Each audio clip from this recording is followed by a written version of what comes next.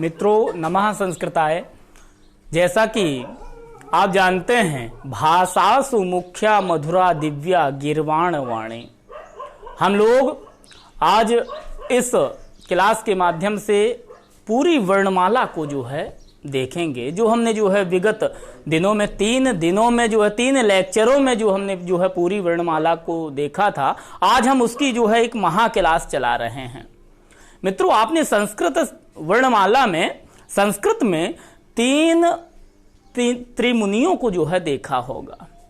त्रिमुनियों में पाणिनि, कात्यायन, पतंजलि, जिसमें कात्यायन का एक नाम और जो है हमें प्राप्त होता है वररुचि।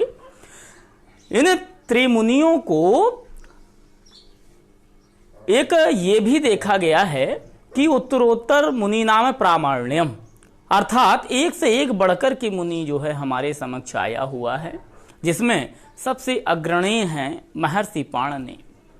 आप ये भी जानते होंगे कि महर्षि पाणिनि का जन्म सलातुर में लगभग 800 ईसा पूर्व के समकक्ष हुआ था। इनके गुरु का नाम वर्ष था।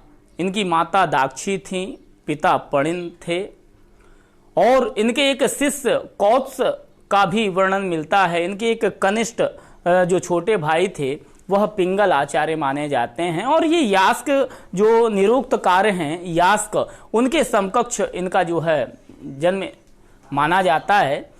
अब आप ये जानते होंगे कि सबसे पहले सवाल तो यही आता है मित्रों कि संस्कृत में त्रिमुनि किसे कहते हैं। ये बहुत ही मुख्य सवाल है।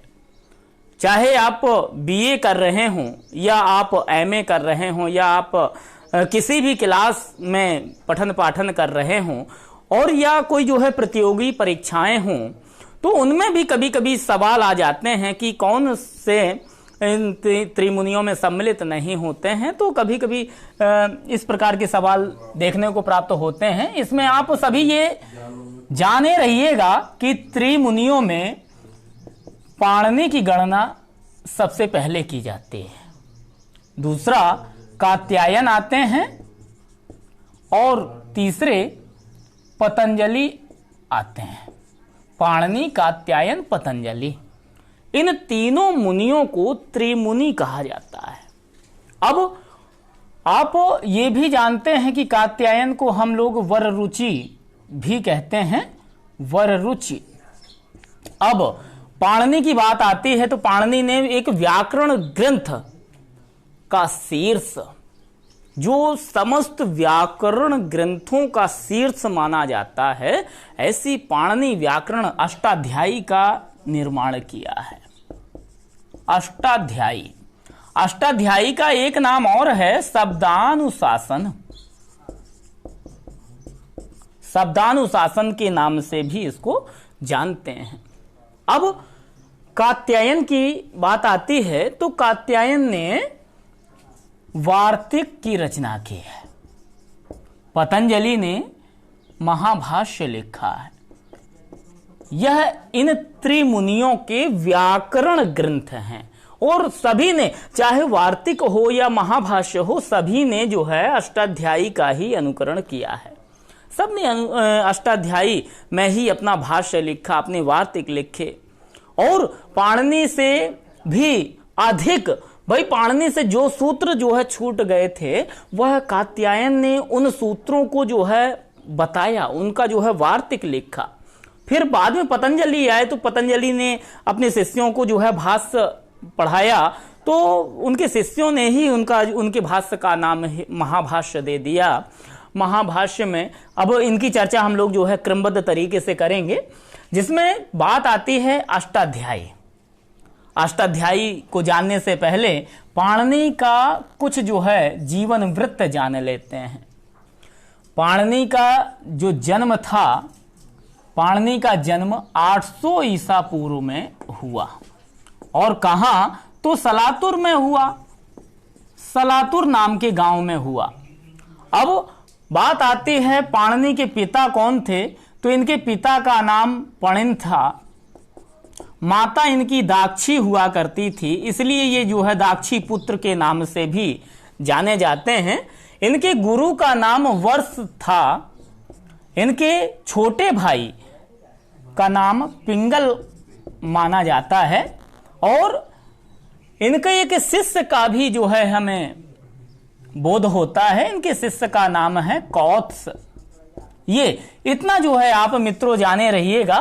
कभी भी जो है आपको पूछा जा सकता है कि महर्षि पाणिनि का कुछ जीवन परिचय बताइएगा। बीए की कक्षाओं में तो जो है ये है ही, और बीए की कक्षाओं में भी कभी कभी पाणिनि का जीवन वृत्त आ जाता है, जिसमें आप लोग जो है ये हमने जो शॉर्ट बताया हुआ है इसको आप बहुत ज्यादा विस्तृत करके भी बता सकते हैं।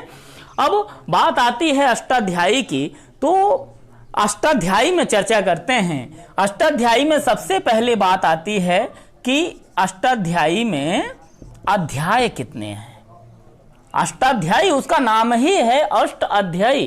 भाई अष्टानाम अध्यायानाम समाहारा, 8 अध्यायों का जो समूह है वह अष्टाध्यायी कहलाता है। अब बात आती है पादों की। इसमें जो पाद हैं अर्थात खंड हैं, प्रत्येक अध्याय के 4-4 पाद हैं। अर्थात भाई 8 में यदि आप 8 अध्यायों का 4-4 पाद बनाएंगे तो 8 चौके 32, कुल पादों की संख्या जो है 32 हो जाएगी।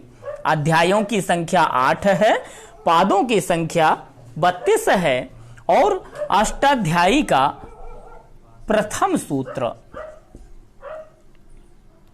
इसका प्रथम सूत्र यदि जो है देखें तो प्रथम सूत्र में मित्रों आप बता सकते हैं वृद्धिरादैच, और इसका अंतिम सूत्र है मित्रों अ। अब बात आती है कि पूरी अष्टाध्यायी कितने सूत्रों में विभाजित है।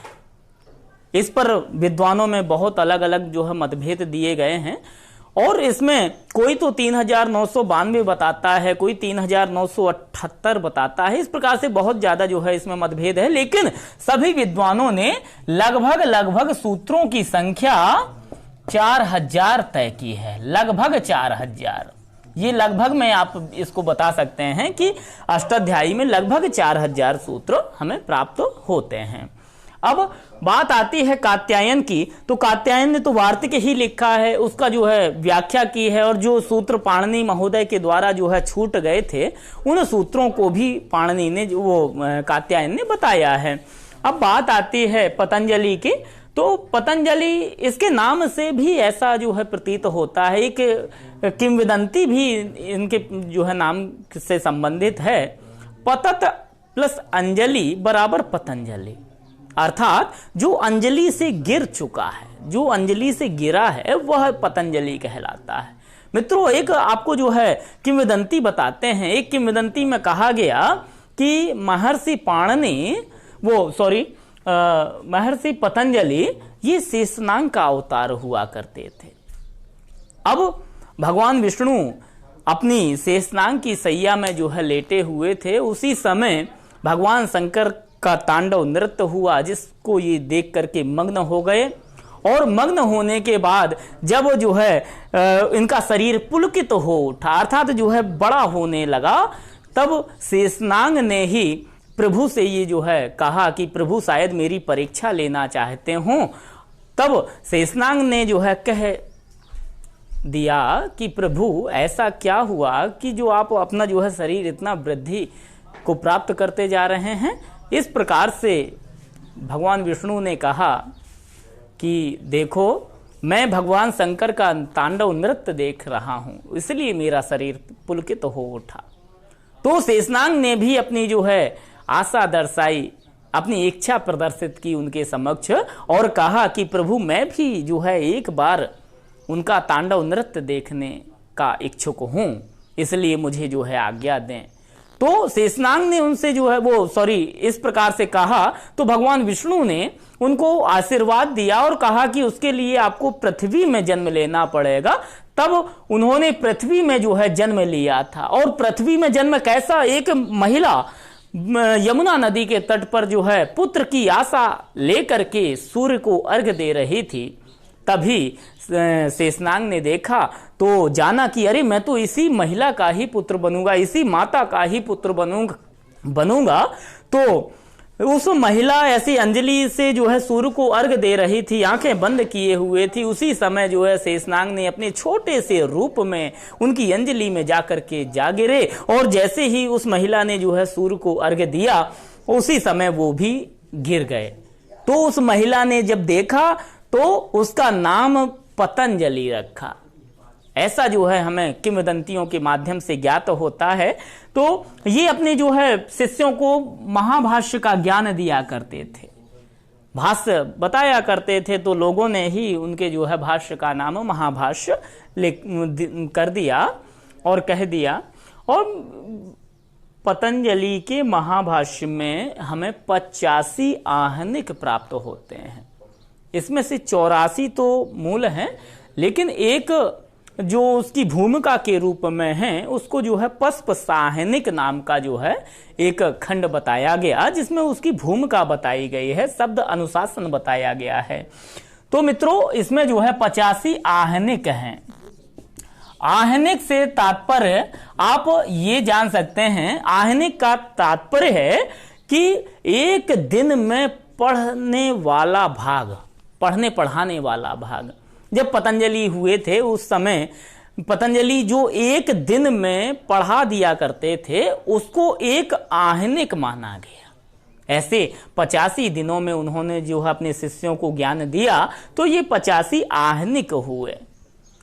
अब बात कर लेते हैं मित्रों, अष्टाध्यायी में जो उसका अनुसरण करने वाले ग्रंथ हैं, तो बहुत सारी जो है, ये तो 150 ईस्वी में जो है आए हुए थे। 150 ईस्वी में, 150 ईस्वी में जो है भगवान पतंजलि थे। इसके तुरंत बाद लगभग जो है 17वीं शताब्दी में आप कह सकते हैं, 7वीं शताब्दी का उत्तरार्ध है, भट्टोजी दीक्षित का काल आता है। भट्टोजी दीक्षित ने सिद्धांत कौमुदी की रचना की थी। अब भट्टोजी दीक्षित का एक शिष्य था वरदराज। उस वरदराज ने अपने गुरु की व्याकरण को देखते हुए उन्होंने 2 ग्रंथों की रचना की, एक मध्य सिद्धांत कौमुदी और एक लघु सिद्धांत कौमुदी। अब बात कर लेते हैं कि इसका जो अनुसरण करने वाला ग्रंथ है वह है सिद्धांत कौमुदी। सिद्धांत कौमुदी, सिद्धांत कौमुदी के रचनाकार हैं, कभी कभी पूछ लिया जाता है, भट्टोजी दीक्षित। अब इनके भी गुरु का नाम शेष कृष्ण था, और इनके एक शिष्य थे वरदराज। वरदराज ने अपने गुरु के ग्रंथ को देख करके जो है छात्रों को पठन पाठन की सुविधा के लिए 2 ग्रंथों की और जो है रचना की। एक है मध्य सिद्धांत कौमुदी, मध्य सिद्धांत कौमुदी, और एक की लघु सिद्धांत कौमुदी। अब बात आती है, देखिए मित्रों, ये सिद्धांत कौमुदी, मध्य सिद्धांत कौमुदी, लघु सिद्धांत कौमुदी आपको प्रतियोगी परीक्षाओं में कभी कभी इनके जो है रचनाकार पूछ लिया जाता है, या आपको पूछ लिया जाएगा कि सिद्धांत कौमुदी के रचनाकार कौन हैं? भट्टोजी दीक्षित। मध्य सिद्धांत कौमुदी, लघु सिद्धांत कौमुदी के रचनाकार कौन हैं? तो वरदराज। ऐसा आप जो है बता सकते हैं। तो ये व्याकरण का मूल भाग है, इसको आपको जो है जानना चाहिए, इसको पढ़ना चाहिए। अब बात आती है, देखिए हमें मित्रों लघु सिद्धांत कौमुदी का अध्ययन करना है, जो कि वरदराज के द्वारा लिखी गई। इसमें इन्होंने एक मंगलाचरण दिया। अब मंगलाचरण की बात आ गई तो कभी कभी ये मंगलाचरण भी आ जाता है, इसमें भी हम लोग जो है कुछ विस्तृत चर्चा कर लेंगे। हम लोगों ने पाणिनि की अष्टाध्यायी का अनुसरण करने वाले सिद्धांत कौमुदी, मध्य सिद्धांत कौमुदी, लघु सिद्धांत कौमुदी की चर्चा की। अब हमें जो है आगे जो लेकर के चलना है, हमें जो आधार बना करके चलना है, वह लघु सिद्धांत कौमुदी का लेकर के चलना है। अब बात आती है, वरदराज ने अपनी लघु सिद्धांत कौमुदी में लगभग 1200 सूत्र रखे, और उन सूत्रों के माध्यम से उसको जो है सरल बनाना चाहा। उनमें उन्होंने मंगलाचरण दिया, नत्वा सरस्वतीम देवीम शुद्धाम गुण्याम करोम्यहम पाणनीय प्रवेशाय लघु सिद्धांत कौमुदी। अब मंगलाचरण की बात आ गई तो मंगलाचरण में भी एक दृष्टि डाल लेते हैं कि मित्रों मंगलाचरण मुख्यतः 3 प्रकार का होता है। यह 3 प्रकार का होता है। एक तो आप नमस्कारात्मक,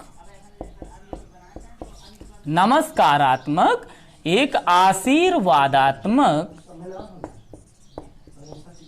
और एक वस्तु निर्देशात्मक। ये 3 प्रकार के हमारे मंगलाचरण हुआ करते हैं, जिसमें नमस्कारात्मक भाई जब भी हमारी जो है हमारे देश में ही ये जो है प्रचलित है कि जब भी किसी ग्रंथ की हम शुरुआत करते हैं तब किसी न किसी अपने इष्ट देव की हम आराधना करते हैं, उसको नमस्कार करते हैं, उससे आशीर्वाद लेते हैं। तो मित्रों ये वही है, मंगलाचरण का तात्पर्य खाली इतना ही है कि एक गुणगान कर लेना, अपने गुरु को नमस्कार करना या ईश्वर को नमस्कार करना, जो भी आपका इष्ट है उसको नमस्कार करके हम जो है ग्रंथ को आगे बढ़ा सकें, अपने ग्रंथ की मंगल कामना कर सकें, यही मंगलाचरण का मुख्य आधार रहा है। अब इसमें नमस्कारात्मक मंगलाचरण है जो इसका लघु सिद्धांत कौमुदी का मंगलाचरण है। नत्वा सरस्वतीम देवीम शुद्धाम गुण्याम करोम्यहम पाणनीय प्रवेशाय लघु सिद्धांत कौमुदी। भाई उसने तो वरदराज ने कहा है कि मैं वरदराज जो शुद्ध गुणों वाली माता सरस्वती हैं उनको नमन करके पाणिनि के द्वारा जो बनाए गए अष्टाध्यायी नाम का एक जो ग्रंथ है उसमें प्रवेश करने के लिए लघु सिद्धांत कौमुदी की रचना कर रहा हूं, इस प्रकार का जो है उन्होंने बताया। उसमें नमन करना आया हुआ है, इसलिए वह मंगलाचरण नमस्कारात्मक है।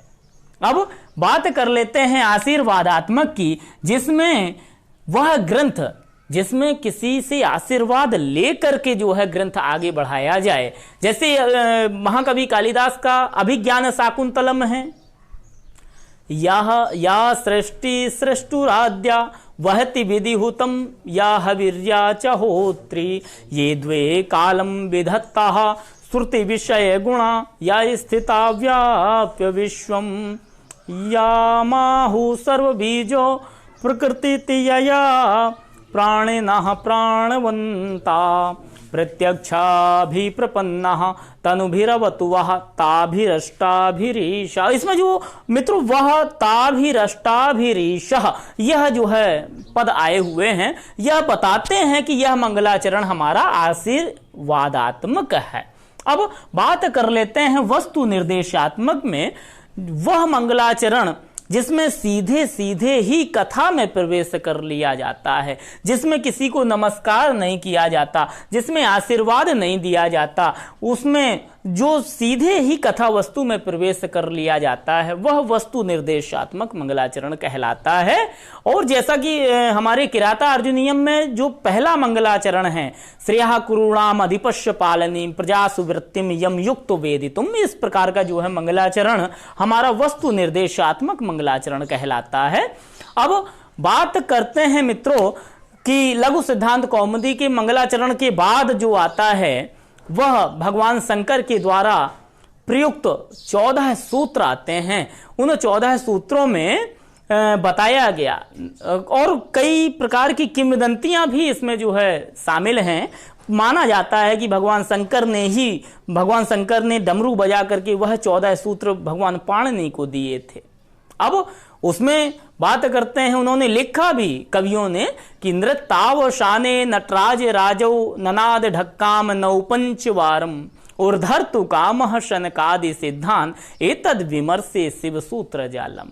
इसमें भगवान शंकर ने जब 14 बार डमरू को बजाया तो उससे 14 सूत्र निकले और वह जो है महर्षि पाणिनि ने अपने जो है दिमाग में बैठा लिए और उन्हीं को आधार मान करके अपनी अष्टाध्यायी नामक ग्रंथ को लिखा। वह 14 सूत्र आपको जो है बताए गए हैं और अभी भी जो है मैं बता रहा हूं।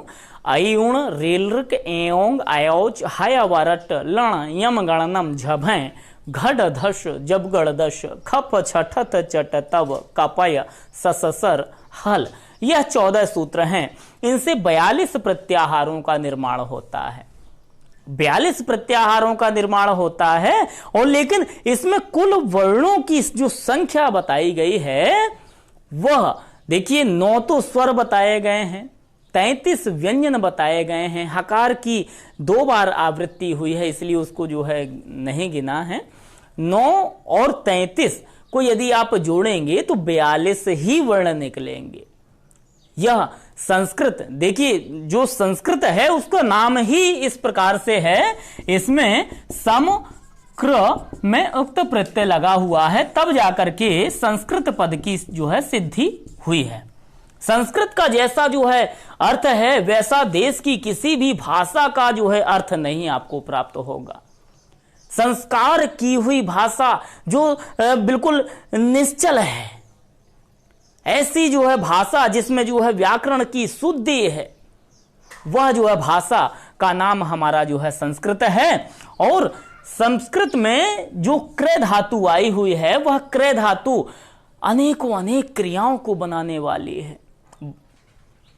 आप कुछ भी जो है कोई भी क्रिया लगाएंगे उसमें क्रय धातु तो अवश्य ही आएगी। पठनम करोति, खादनम करोति, चलनम करोति, भाई बहुत सारा जो है आप हर उसमें हर क्रिया में आप जो है क्रय धातु को जो है जोड़ सकते हैं। इसलिए एक क्रय अकेली धातु से ही अनेकों अनेक क्रियाओं का निर्माण आप जो है कर सकते हैं। अब बात करते हैं प्रत्याहारों की। तो यह प्रत्याहार क्या है? तो प्रत्याह्यन्ते संक्षिप्यन्ते अनेन इति प्रत्याहारः, अर्थात संक्षिप्तीकरण की प्रक्रिया ही प्रत्याहार कहलाती है। और वह प्रत्याहारों की कुल संख्या आपको बता दी गई है कि 42 होती है। इसमें महर्षि पाणिनि ने प्रत्याहार बनाने का एक तरीका बताया और एक सूत्र के माध्यम से बताया कि प्रत्याहार किस तरीके से बनाते हैं। तो एक सूत्र उन्होंने दर्शाया, आदिरंतेन सहेता, आदिरंतेन सहेता, आदि अंत्येन सह इता, अर्थात आदि वर्ण को यदि हम अंत्य वर्ण से मिलाते हैं तो वह जो आदि वर्ण होगा वह तो अपने स्वयं की ही संज्ञा करने वाला होगा और मध्यगत वर्णों की भी संज्ञा करने वाला हो जाएगा और उन सब वर्णों को जो है उस प्रत्याहार के अंतर्गत ले लिया जाएगा। एक इसमें मित्रों संज्ञा होता है और एक संगी होता है। अब संज्ञा तो नाम को ही कह देते हैं और जो संगी होता है जो वास्तविक रूप में होता है, जैसे मम नाम निरपतः, अर्थात मेरा नाम निरपत है जैसे, तो आप ये भी जो है जान सकते हैं कि ये मेरा संज्ञा वाला है नाम। मेरा जो नाम है मैं संज्ञा, वह नाम मेरा संज्ञा है, लेकिन जो मैं हूं मैं संगी हूं। अर्थात कोई किसी व्यक्ति को जो है देखे और कहे कि नहीं वो काली टोपी वाला जो है व्यक्ति बुलाओ, तो हो सकता है कि काली टोपी वाले व्यक्ति 3-4 हों और किसी गलत आदमी को बुला लिया जाए, लेकिन नाम से यदि जो है संबोधित कर दिया जाए, किसी का नाम मनोज है, किसी का नाम सुरेश है, उसको नाम से संबोधित कर दिया जाए तो जो है वही व्यक्ति हमारे समक्ष खड़ा हो जाएगा।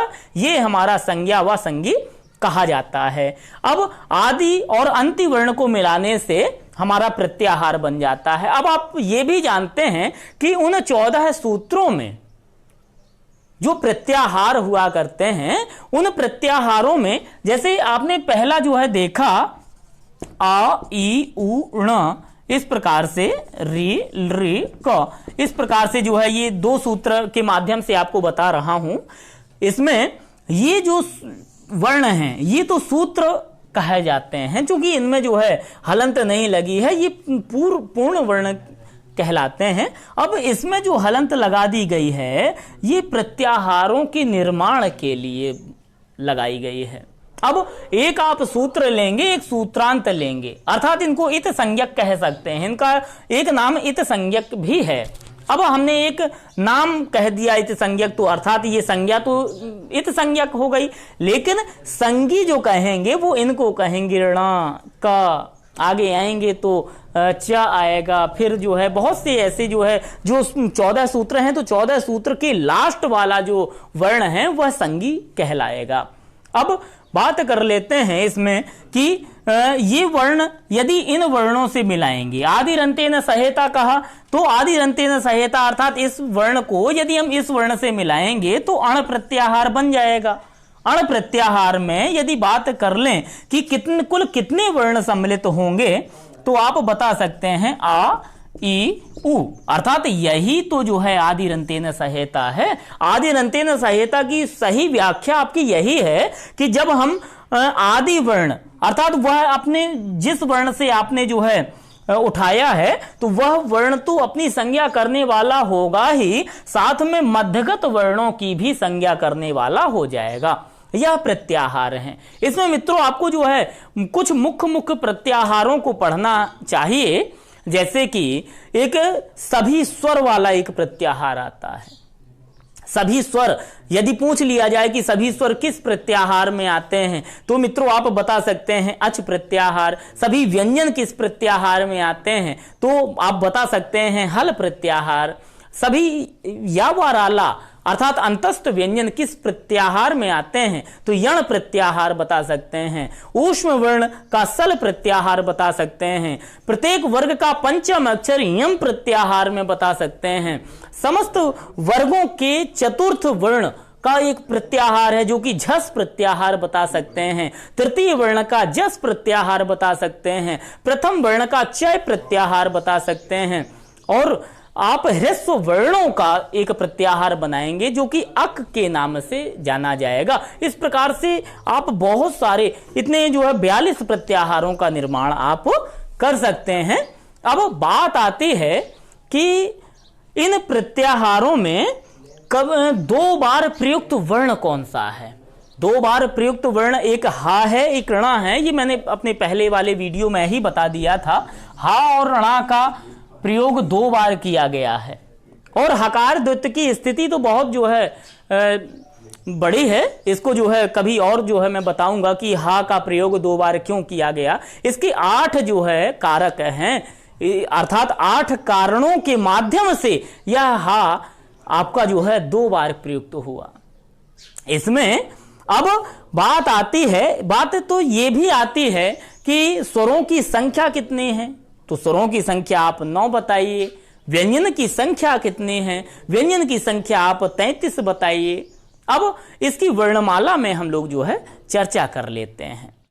मित्रों हम लोगों को संस्कृत वर्णमाला देखना है। जो माहेश्वर सूत्र हम लोगों ने अभी देखा, तो इस वर्णमाला में, संस्कृत की इस वर्णमाला में कुल कितने वर्ण हैं, इस प्रकार से भी चर्चा कर लेंगे। इसमें इसकी वर्णमाला मुख्यतः 2 भागों में विभाजित होती है। भाई वर्ण को अक्षर का नाम भी दे सकते हैं। नाछरति इति अक्षरा, जिसका नाश नहीं होता वह अक्षर कहलाता है। अब इसमें वर्णमाला के 2 भेद हैं, एक स्वर और एक व्यंजन। इस प्रकार का आप जो है दे सकते हैं।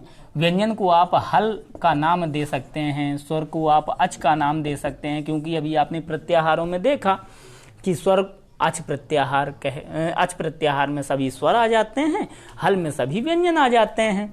अब स्वरों की संख्या तो 9 ही मानी गई है और व्यंजनों की संख्या को 33 माना गया है। अब बात करते हैं स्वर। अब स्वर तो वही हैं जिनका अबाध गति से उच्चारण कर दिया जाए, वह स्वर कहलाते हैं। स्वयं राजन्ते इति स्वराः, अर्थात जो उच्चरित होने वाले हों।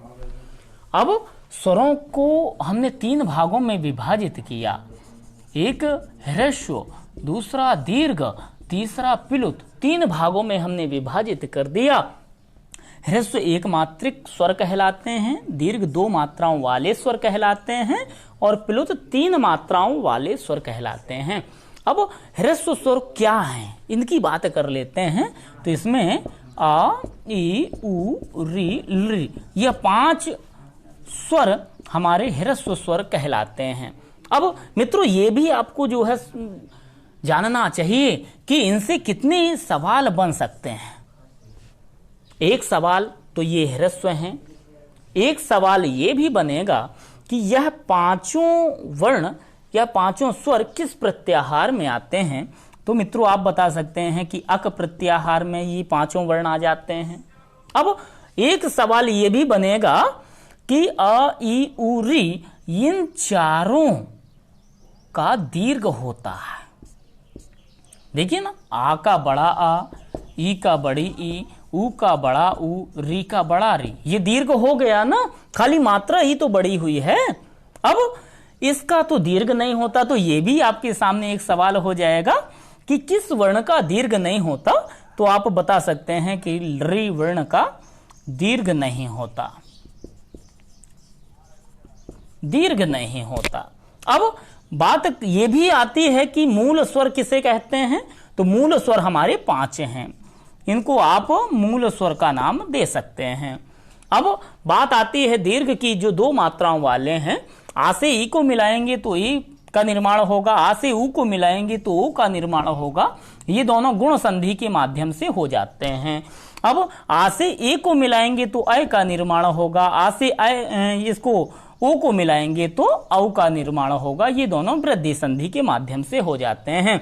इसलिए इन चारों वर्णों को हम संधि अक्षर या संयुक्त स्वर कहते हैं, संयुक्त स्वर कहते हैं।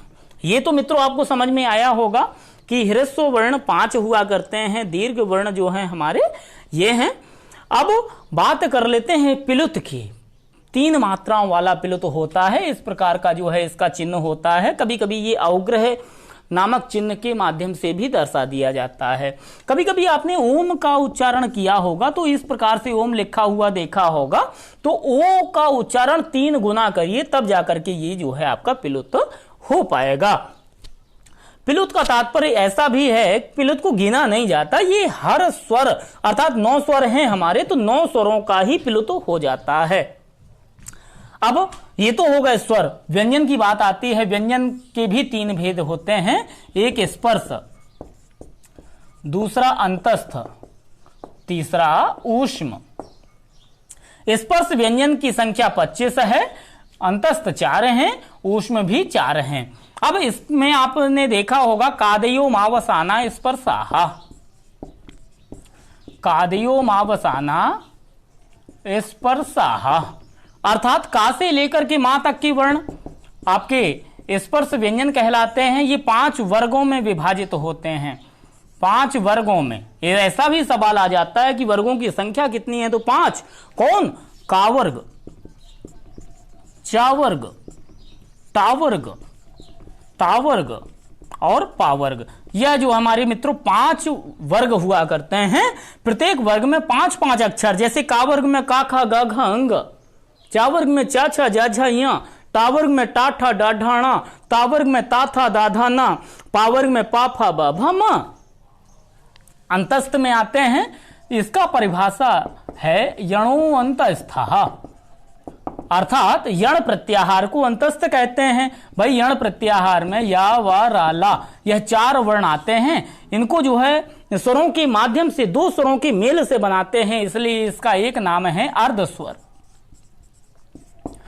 अर्धस्वर मित्रों मैं थोड़ा जो है शीघ्रता से ले रहा हूं, चूंकि जो है आपका वीडियो ज्यादा ना हो पाए, इसलिए थोड़ा जो है शीघ्रता पूर्वक समझिएगा।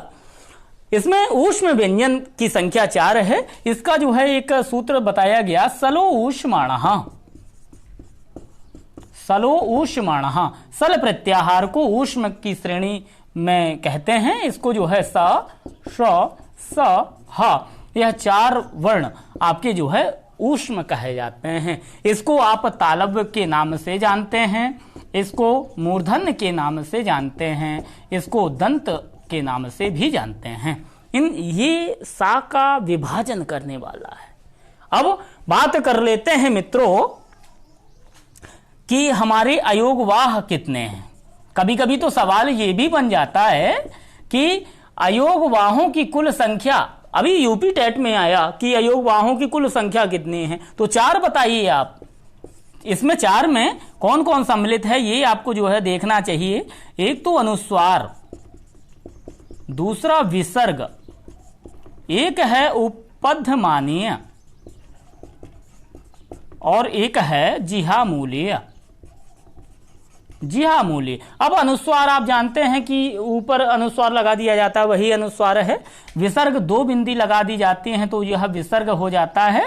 अब उपपद्यमानीय पा फा के आगे लगने वाला होता है, यह इनका प्रयोग जो है वेदों में हुआ करता है और यह का खा का अनुसरण करने वाला होता है। अब इनके लिए एक ये भी बताया गया कि अयोगवाह तो वो होते हैं जो जिन वर्णों में लग जाते हैं उन्हीं का आश्रय ले लेते हैं उच्चारण स्थान की दृष्टि से।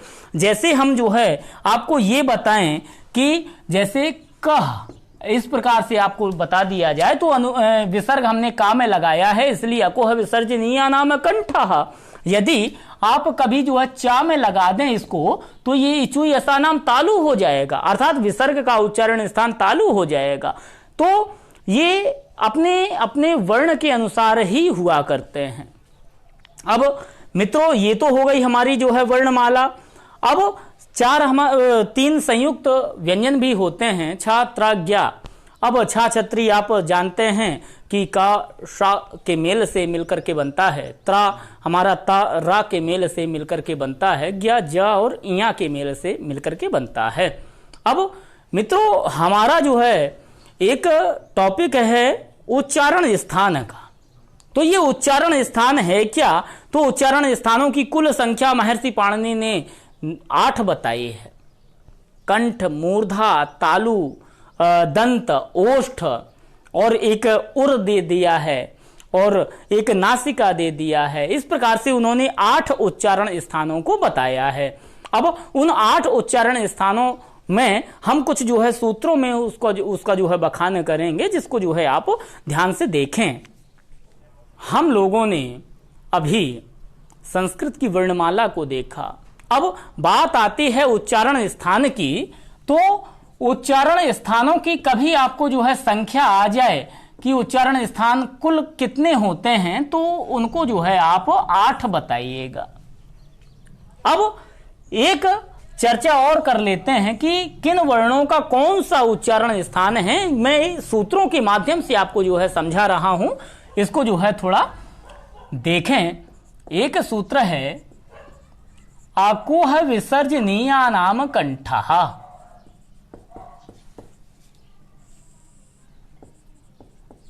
मैं इसको जो है देर से बता रहा हूं, पहले ये सूत्र आपको जो है बता दें। इचु यशा नाम तालु, ऋतु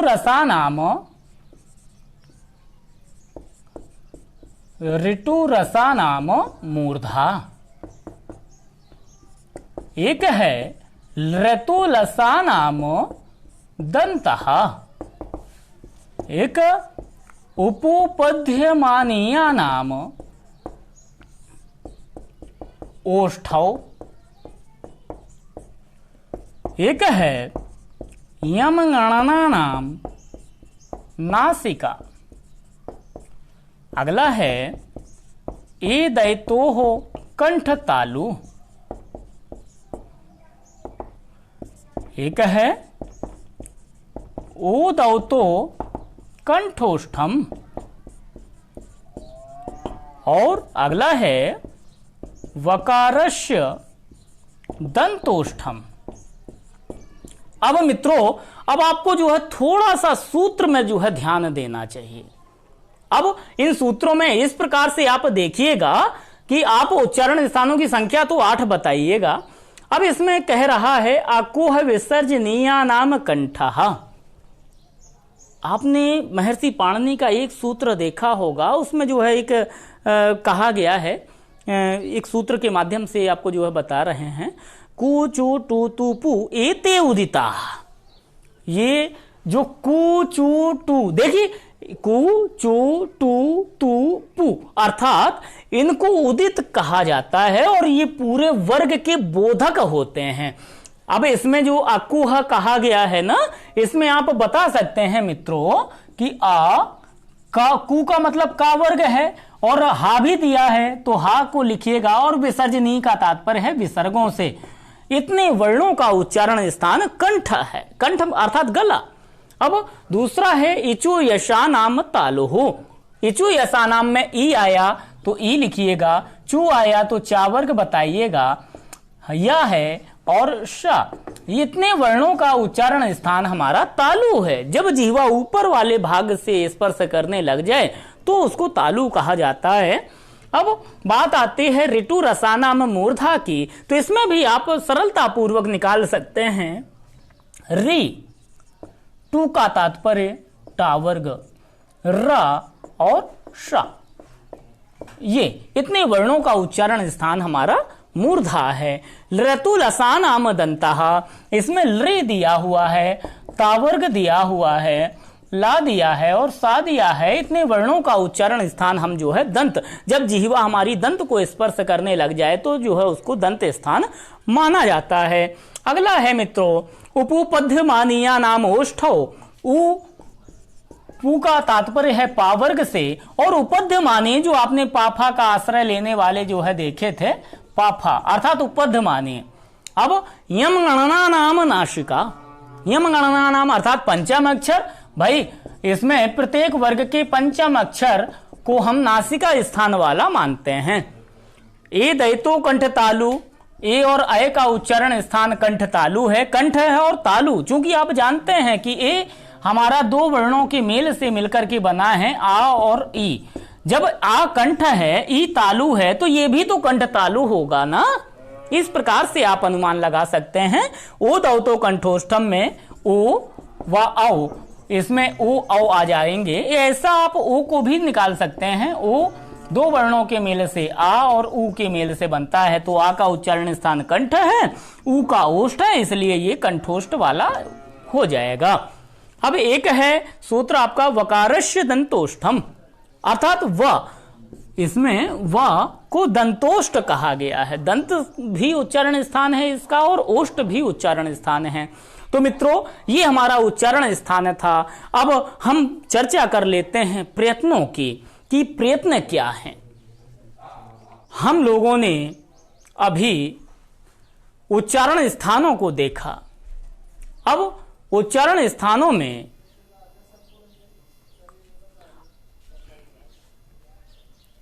मित्रों हम लोगों ने अभी उच्चारण स्थानों को देखा, उसी श्रृंखला को हम आगे बढ़ाते हुए प्रयत्नों को देखेंगे।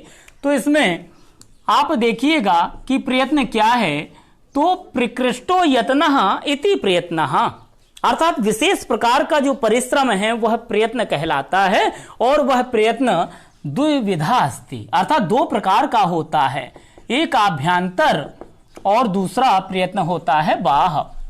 बाह्य प्रयत्नों की संख्या 11 होती है। आभ्यंतर प्रयत्न हमारे 5 प्रकार के हुआ करते हैं। आभ्यंतर प्रयत्न जब किसी वर्ण को जब हम उच्चारित करते हैं तो उसमें जो पूर्व ही परिश्रम कर लिया जाता है वह आभ्यंतर कहलाता है, और वर्ण उत्पत्ति के बाद जो परिश्रम होता है वह जो है बाह्य प्रयत्न कहलाता है। अब चर्चा कर लेते हैं आभ्यंतर प्रयत्न की। आभ्यंतर प्रयत्न हमारे 5 होते हैं। एक स्पृष्ट है, दूसरा ईसत स्पृष्ट है, तीसरा है ईसत विवृत, चौथा है विवृत, पांचवा है संवृत। अब चर्चा करते हैं मित्रों कि स्पृष्ट क्या है। एक सूत्र के माध्यम से बताया कि स्पृष्ट प्रयत्नम स्पर्शानाम, स्पृष्ट प्रयत्नम स्पर्शानाम। अब अर्थात स्पृष्ट प्रयत्न को स्पर्श कहते हैं। ऐसा भी आप जान सकते हैं कि स्पर्श को स्पृष्ट के नाम से जानते हैं, अर्थात संपूर्ण स्पर्श व्यंजनों का जो प्रयत्न है वह स्पृष्ट प्रयत्न होता है। ईसत स्पृष्टम अंत स्थानाम, अर्थात अंतस्थ व्यंजन। अंतस्थ व्यंजन यावाराला आप जानते हैं कि यावाराला का कभी भी आपको सवाल आ जाए कि यावाराला का आभ्यंतर प्रयत्न क्या होगा, तो आप मित्रों बता सकते हैं कि यावाराला का जो प्रयत्न होता है वह ईसत स्पृष्ट होता है। ईसत विव्रतम ऊष्माणाम, यह ऊष्म व्यंजन। ऊष्म व्यंजन आप जानते हैं स श स ह, यह 4 ऊष्म होते हैं। कभी आ जाए आपको कि ऊष्म वर्णों का आभ्यंतर प्रयत्न बताइए, तो बताइएगा कि ईसद विव्रत। विव्रतम स्वराणाम अर्थात सभी स्वर, सभी स्वरों की संख्या तो 9 है, तो 9 स्वर का जो प्रयत्न है वह विवृत प्रयत्न है। संवृत ह्रस्वकार प्रयोगे संवृतम अर्थात ह्रस्व आकार, छोटा आ इसमें संवृत में आ जाएगा अर्थात, लेकिन जब उसका प्रयोग किया जाएगा ना तो वो विवृत कहलाएगा। अब ये आपको जो है आशा करते हैं कि समझ में आया होगा कि स्पृष्ट स्पर्श होता है, ईसत स्पृष्ट अंतस्थ, ईसत विवृत ऊष्म, विवृत सभी स्वर, संवृत ह्रस्वकार। अब बात करते हैं बाह्य प्रयत्न की, तो बाह्य प्रयत्नों की संख्या तो 11 होती है। अब 11 कैसे हैं ये भी आपको जो है जान लेना आवश्यक है। विवार, श्वास, अघोष,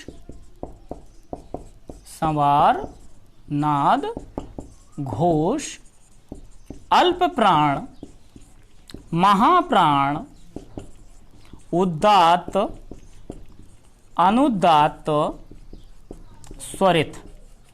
अब मित्रों एक सूत्र के माध्यम से बता रहे हैं कि खरो विवारा श्वासा अघोषश्च, अर्थात खर प्रत्याहार के जो वर्ण होते हैं, आप प्रत्याहारों में जाइए और प्रत्याहारों में माहेश्वर सूत्रों में देखिएगा कि खर प्रत्याहार बन रहा होगा। खप छठत चटता व कपय सर, यहां तक आपका खर प्रत्याहार बनेगा। उस खर प्रत्याहार को ही विवार कहेंगे, श्वास कहेंगे, अघोष कहेंगे।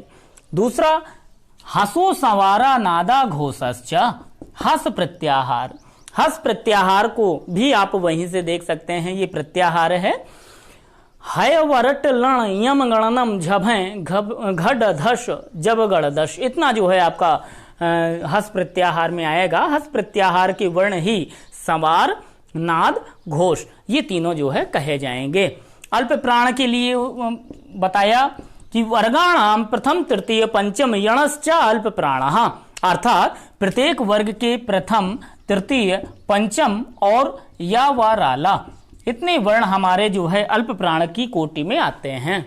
महाप्राण वर्गाणाम द्वितीय चतुर्थो सलश्च महाप्राणः, अर्थात प्रत्येक वर्ग के दूसरे, चौथे तथा सा, श, स, ह, इतने वर्ण हमारे महाप्राण कहे जाते हैं। उदात्त, अनुदात्त, स्वरित, ये जो है स्वरों के ही भेद हैं। इनको स्वर के ही ये भेद होते हैं, इनमें जो है व्यंजन नहीं जाता, क्योंकि उदात्त, अनुदात्त, स्वरित ये वेदों की कोटियां हैं। वेदों में कभी जो है आपने देखा होगा कि वेद पाठी जो होते हैं कभी इस प्रकार का जो है वेद मंत्र उच्चारित किया करते हैं, तो वही जो है कोटि उदात्त, अनुदात्त, स्वरित की होती है। उदात्त के लिए सूत्र दिया गया उच्चैः उदात्तः, उच्चैः उदात्तः। अनुदात्त के लिए सूत्र है निच्चैः अनुदात्तः, और उत्स्वरित के लिए है समाहार स्वरितः। अब मित्रों जो कंठ, तालु आदि जो भाग होते हैं, जो उच्चारण स्थान होते हैं, उनके जो भी स्वर ऊंचे भाग से बोला जाए वह उदात्त है, और कंठ, तालु आदि जो स्वर हैं उनका यदि नीचे भाग से उच्चारण किया जाए तो वह अनुदात्त कहे जाते हैं। और ना उच्चैः ना निच्चैः, अर्थात ना ऊंचे ना नीचे बोला जाए, अर्थात समाहार में बोला जाए तो वह समाहार स्वरित कहलाते हैं। अब अभी देखिए इनके जो है कुछ चिन्ह भी हुआ करते हैं। इनका उदात्त का कोई चिन्ह नहीं होता, अनुदात्त का पड़ी रेखा चिन्ह हुआ करता है, स्वरित का खड़ी रेखा चिन्ह हुआ करता है।